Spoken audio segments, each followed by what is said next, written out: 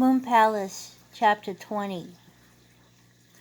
By the time Mei Ling got to their Land Rover, Yuan was nowhere in sight.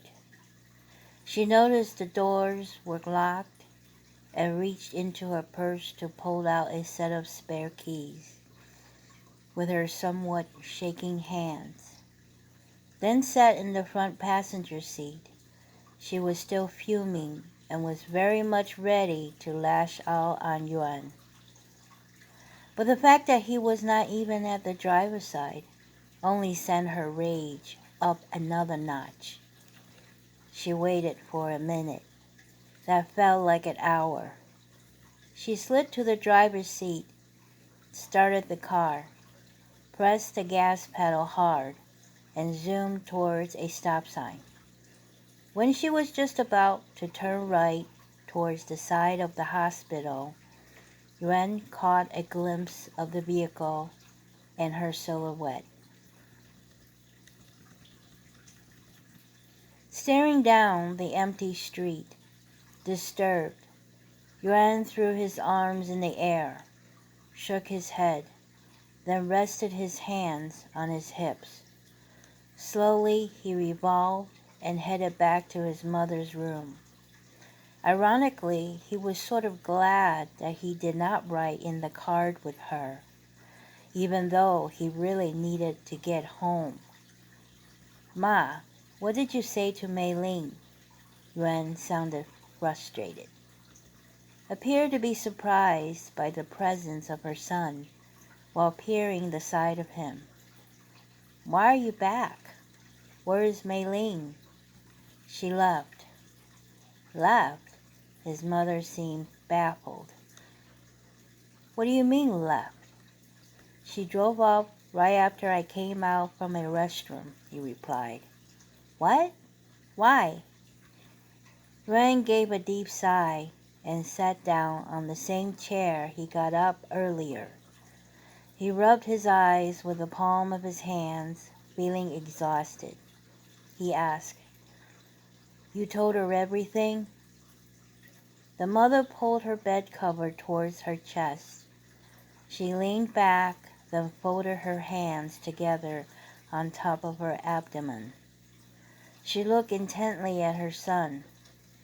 "Didn't Lao Tan tell you over the phone that she already met the girl?" Yuan leaned over his lap with his head down, then slowly nodded and quietly said, "I don't want to lose her."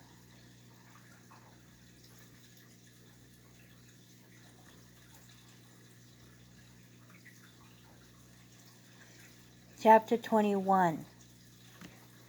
Uncle Lu dropped off Yuan by the curb of his driveway. He was relieved upon seeing the Land Rover. "She's home." After thanking the uncle for the ride, the man with the goatee said, "Probably a little sore about you not being around. She's just venting. Don't worry." Yuan nodded with a look of appreciation. After seeing his uncle pulled away, he took out his keys to unlock the car door from the driver's side. Ran the palm of his hand over the visor above the seat for the garage opener. It was not there. He frowned, then went to the garage and inserted one of his keys to its side door. The deadbolt from the inside was locked. He tried the front door and then the back door. All were locked as well. "What is she doing?" he fumed, pounding the door as he hollered at her to let him in. He looked up to the window from the upper floor. There was no sign of light or movement of any kind. Is she home? If not, where is she? He pounded again, but soon one of his neighbor's dogs began to bark, followed by their house light turned on behind a window.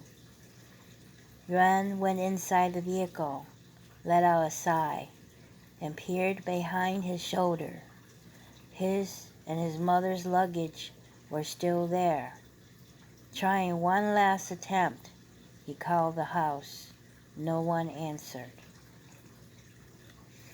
Fortunately, it was nearly midnight, and the roads were practically empty. Yuan tried to stay awake with the help of his Newport, while figuring out where to put his head down for the next few hours. Could not go to his mother's house. No keys. Don't want to see Moy right now. She probably would get hysterical. He was not ready for that. Not until he got some sleep. There was only one place to go. Lao Tang noticed a gap along the restaurant's back door. He swore to himself. He saw no car in the parking lot except his and believed there was intruder. He took out his baseball bat from his trunk and slowly went in. Cautiously, he searched for any sound or movement in the kitchen. Then in the dining room. He heard running water in the men's room. Sweat began to build up in his palms, which grabbed the bat even tighter.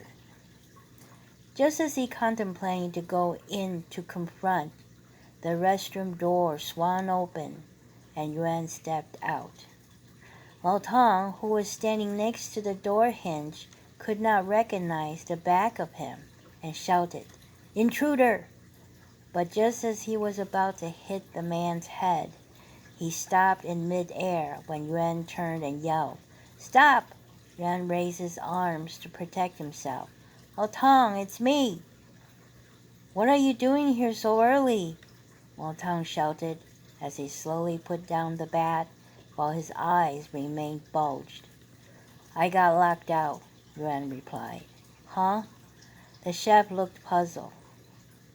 Yuan tossed his hand. "I'll explain later." He frowned and stared at Lao Tang. "What the hell? Didn't you see my car?" "No, the lot was empty when I got here," Lao Tang explained, "and the back door was open." Yuan rubbed the back of his neck. "I must have forgotten to close it." He looked out the window and pointed. "I parked in front." Lao Tang nodded. After a few seconds of silence where both men took a few breaths, he asked, "How's your mom?" "She's all right."